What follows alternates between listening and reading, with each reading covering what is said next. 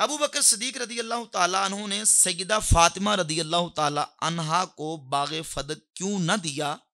جبکہ انہوں نے گواہ بھی پیش کر دیے تھے کہ نبی صلی اللہ علیہ وآلہ وسلم نے مجھے ہبہ کر دیا ہے؟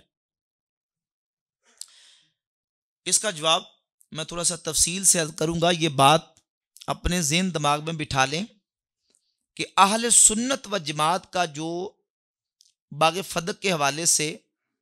نظریہ اہل سنت کی احادیث کی کتابوں میں صحیح احادیث سے جو مسئلہ ثابت ہے،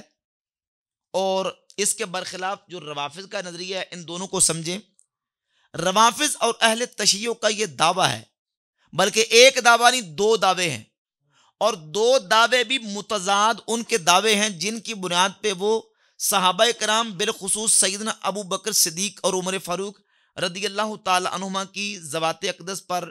نعوذ باللہ کیچڑ اچھالنے کی کوشش کرتے ہیں. ایک تو وہ دعویٰ یہ کرتے ہیں کہ باغ فدق یہ خیبر کے مقام پہ کچھ باغات تھے جو نبی کریم علیہ الصلوۃ والسلام نے اپنی بیٹی سیدہ فاطمہ الزہرا رضی اللہ تعالیٰ عنہ کو ہبہ کر دیے تھے، گفٹ اور تحفے کے طور پر دے دیے تھے، اور کہا تھا کہ بیٹی یہ تمہاری ملک میں تمہیں دیتا ہوں. ایک ان کا دعویٰ یہ ہے. نمبر دو،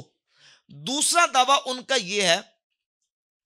کہ یہ جو باغ فدق ایک جائیداد تھی، نبی کریم علیہ الصلوۃ والسلام کے وصال اقدس کے بعد یہ سیدہ بی بی فاطمہ الزہرا رضی اللہ تعالی عنہا کو ملنی چاہیے تھی. نبی کریم علیہ الصلوۃ والسلام کے ترکے کے طور پر انہیں وراثت ملنی چاہیے تھی، جو کہ ابو بکر وقت کے خلیفہ نے غصب کر کے ان کو ظلماً وہ وراثت نہیں دی. یہ دو دعوے ہیں روافض کے. اس کا فرق سمجھ لیں. جہاں تک ہبہ کا تعلق ہے تو ہبہ کا تعلق ہوتا ہے انسان کی زندگی کے ساتھ، حیات کے ساتھ. ہبہ حیات کا تقاضا کرتا ہے اور وراثت فوت ہونے کا، موت کا، وفات کا تقاضا کرتی ہے. ہبہ حیات کا تقاضا کرتا ہے اور وراثت وفات کا تقاضا کرتی ہے. کیونکہ ہبہ وہ ہوتا ہے جو انسان اپنی زندگی میں کسی کو دے دیتا ہے، وہ ہبہ ہے. اور وراثت وہ ہوتی ہے کہ جو انسان کے دنیا سے فوت ہو جانے کے بعد اس کے ورثاء کو دی جاتی ہے یا منتقل ہوتی ہے، اس کو وراثت کہا جاتا ہے. اگر وہ یہ کہیں کہ بی بی پاک کو نبی علیہ الصلوۃ والسلام نے وہ باغ فدق جو ہے وہ گفٹ اور ہبہ کے طور پر دے دیا تھا، تو پھر وراثت کا دعویٰ بنتا، پھر وراثت کا تو مطلب ہی نہیں رہتا، کیونکہ وہ تو حضور علیہ الصلوۃ والسلام نے اپنی ظاہری حیات طیبہ میں سیدہ پاک کو دے دیا تھا. پھر وراثت کی بات صحیح دعویٰ بنتا ہی نہیں. اور اگر وراثت کا مطالبہ کیا گیا ہے تو اس سے ثابت ہوتا ہے کہ پھر ہبہ والی بات درست. اور یہی بات ہے اہل سنت و جماعت کی صحیح جو روایات احادیث کی کتابوں کے اندر موجود ہیں، وہ اس بات کی نفی اور تردید کرتی ہیں. یہ جو روافض دعویٰ کرتے ہیں کہ نبی پاک علیہ الصلوۃ والسلام نے اپنی بیٹی سیدہ فاطمہ رضی اللہ تعالی عنہا کو باغ فدق ہبہ کے طور پر اور گفٹ کے طور پر دے دیا تھا، یہ بات درست نہیں ہے. یہ درست نہیں ہے. یہ ان کی اپنی گڑی ہوئی روایات ہیں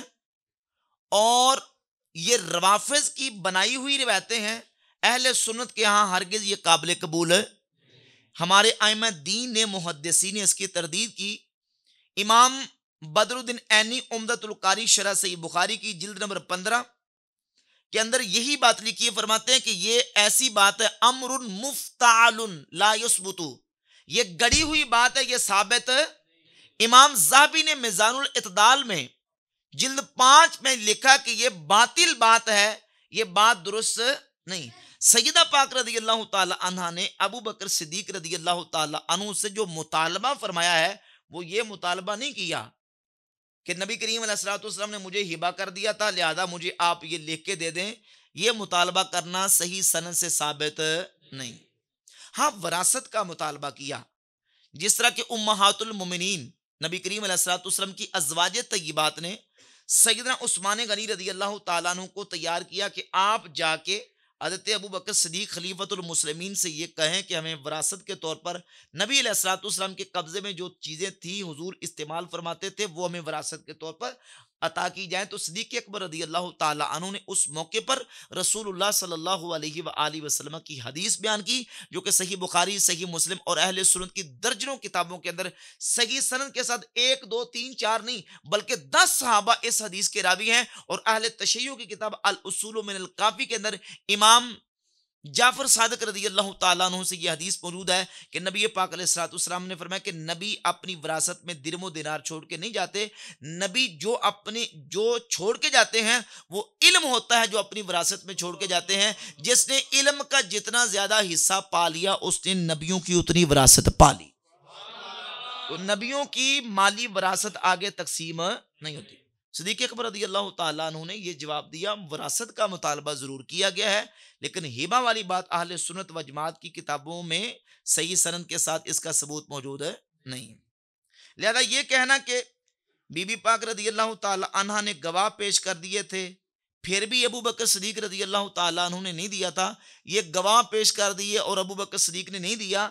یہ اہل سنت و جماعت کی کتابوں کے اندر صحیح سند سے بالکل ثابت نہیں ہے، یہ بالکل جھوٹی بات ہے۔ سیدہ پاک رضی اللہ تعالی عنہ نے صرف مطالبہ کیا تھا تو وراثت کا، جس طرح کہ حضور کی بیویوں نے کیا تھا، جس طرح کہ نبی کریم علیہ الصلوۃ والسلام کے چچا حضرت عباس نے کیا تھا، اور صدیق اکبر نے سب کو یکساں جواب دیا کہ نبیوں کی مالی وراثت تقسیم نہیں ہوتی۔ ٹھیک ہو گیا؟ اچھا، پھر اس پر مزید ایک اور میں بات عرض کر دوں، وہ اس بات کو سمجھنے کے لیے معاون ثابت ہوگی۔ اہل سنت کی صحیح بخاری کے اندر اور اہل تشیع کی کتابوں میں سے جلاء العیون میں ملا باقر مجلسی نے اس روایت کو ذکر کیا، اور سنی شیعہ کے ہاں متفق علیہ یہ روایت ہے کہ نبی پاک صلی اللہ علیہ وآلہ وسلم کی بارگاہ اقدس میں مال غنیمت سے کچھ لونڈیاں اور غلام آئے۔ مولا علی رضی اللہ تعالی عنہ نے سیدہ فاطمہ الزہرا رضی اللہ تعالی عنہ کو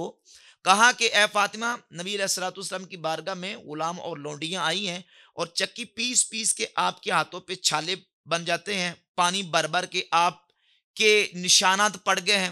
اور گھر کے کام کر کر کے آپ کو تھکاوٹ ہو جاتی ہے، آپ سرکار کی بارگاہ میں جا کے عرض کریں کہ یا رسول اللہ مجھے کوئی کنیز عطا فرما دیں۔ تو مولا علی کے کہنے پر سیدہ پاک نبی پاک علیہ الصلوۃ والسلام کی بارگاہ اقدس میں حاضر ہوئیں، حضور کی بارگاہ اقدس میں جا کے گزارش کی تو نبی پاک علیہ الصلوۃ والسلام نے فرمایا اے فاطمہ، میں تمہیں اس سے بہتر وظیفہ نہ عطا فرما دوں؟ جب تو اپنے بستر پر جائے تو 33 مرتبہ سبحان اللہ، 33 مرتبہ الحمدللہ اور 34 مرتبہ اللہ اکبر پڑھ لیا کر، یہ تیرے لیے کنیز اور غلاموں سے بہتر ہوگا۔ اب خود اندازہ کریں، جب نبی پاک علیہ الصلوۃ والسلام نے اپنی بیٹی کو ایک غلام یا لونڈی نہیں دی، مال غنیمت میں سے غلام اور لونڈی ایک نہیں دی، بلکہ کہا اس سے بہتر یہ ہے کہ تم سبحان اللہ، الحمدللہ، اللہ اکبر کا وظیفہ کر لیا کرو۔ وہ رسول اپنی بیٹی کو اتنی بڑی جائیداد، اتنا بڑا مال، جو کہ مال فے کے طور پر اللہ کے نبی علیہ السلام کی بارگاہ میں آیا، اور سورۃ الحشر کی آیت نمبر 7 8 9 کے اندر اللہ نے اس کے مصارف بیان کیے کہ یہ اللہ کے لیے ہے، رسول کے لیے ہے، رسول کے قریبیوں کے لیے ہے، یہ مسکینوں کے لیے ہے، فقیروں کے لیے ہے، یہ مسافروں کے لیے ہے، یہ سارے اللہ نے مصارف بیان کیے۔ اللہ کے نبی علیہ الصلوۃ والسلام باقی سارے مصارف کو چھوڑ کر وہ سارا مال سیدہ فاطمہ الزہرا کو کیسے عطا فرما سکتے ہیں جب حضور ایک کنیز عطا نہیں کر رہے؟ اور ایک حدیث میں یہ بھی الفاظ آتے ہیں کہ حضور فرماتے ہیں فاطمہ میں تجھے دے دوں، اور میرے اصحاب صفہ کے پیٹ بھوک کی وجہ سے ان کی کمر کے ساتھ جڑے ہوئے ہیں، تطوی بطونہم من الجوع، بھوک کی وجہ سے ان کے پیٹ سکڑے ہوئے ہیں، میں ان کو چھوڑ کے تجھے کیسے دے سکتا ہوں؟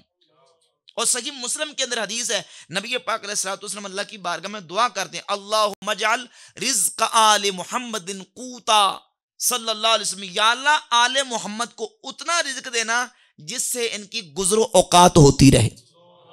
حضور تو اپنی اہل بیت کے لیے فقر کو پسند کریں، فقر کو قبول کریں، اور رب کی بارگاہ میں دعا کریں کہ یا اللہ اتنا ہی رزق ان کو دینا جس سے ان کی گزر اوقات ہوتی رہے۔ وہ سیدہ فاطمہ الزہرا رضی اللہ تعالی عنہا کو وہ مال فے جو اتنی لاکھوں کی جائیداد کا تھا، وہ حضور ان کو ہبا کیسے کر سکتے ہیں، گفٹ کیسے کر سکتے ہیں؟ لہذا ہبا اور گفٹ والی بات جو ہے وہ اصول کے مطابق بھی فٹ